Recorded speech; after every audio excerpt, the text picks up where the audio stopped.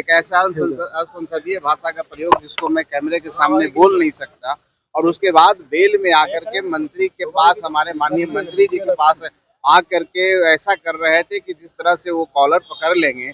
हम समझते हैं कि दलित मंत्री का अपमान है, और सदन सबको प्रोटेक्शन देती है, लोकतंत्र की मंदिर है।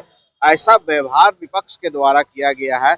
ऐसा लगता है कि उन लोग लोकतंत्र में विश्वास नहीं रखते हैं।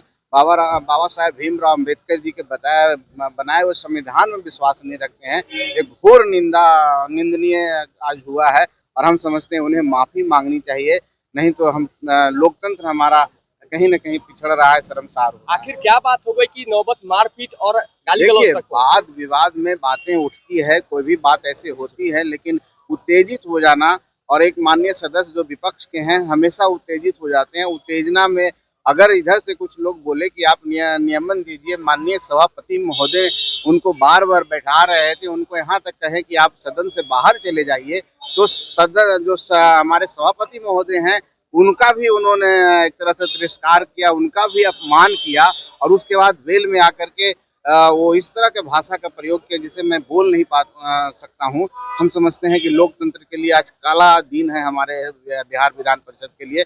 ऐसे सदस्य को हम माननीय हम लोग सभापति महोदय से आग्रह किए हैं कि उन पर कड़ी से कड़ी कार्रवाई की जाए, और हम समझते हैं कि अगर वो माफी मांग लें तो सब ठीक है, अगर माफी नहीं मांगते तो निश्चित तौर पर कार्रवाई होनी चाहिए। उन्होंने माफी न मांगने की कई बात कही है। उन्होंने कहा कि लोकतंत्र में हम लोगों को अधिकार है कि बेल में जाकर के विरोध जता सकते हैं। बेल में जाके आप विरोध जता सकते हैं। असंसदीय तो हाथापाई करने के लिए तैयार थे, उनको क्या नहीं बोला गया है हम आपको बता नहीं सकते हैं। आप विरोध करिए ना, आपको संविधान ने दिया है आप विरोध करने का, आप बेल में आ सकते हैं। लेकिन सभापति महोदय के बोलने के बावजूद भी वो खड़े हो गए, हाथ जोड़ रहे हैं, उसके बावजूद भी वो सभापति की तरफ भी अंगुली का इशारा कर रहे हैं, तो हम समझते हैं कि घोर निंदनीय है, और इन पर कार्रवाई होनी चाहिए।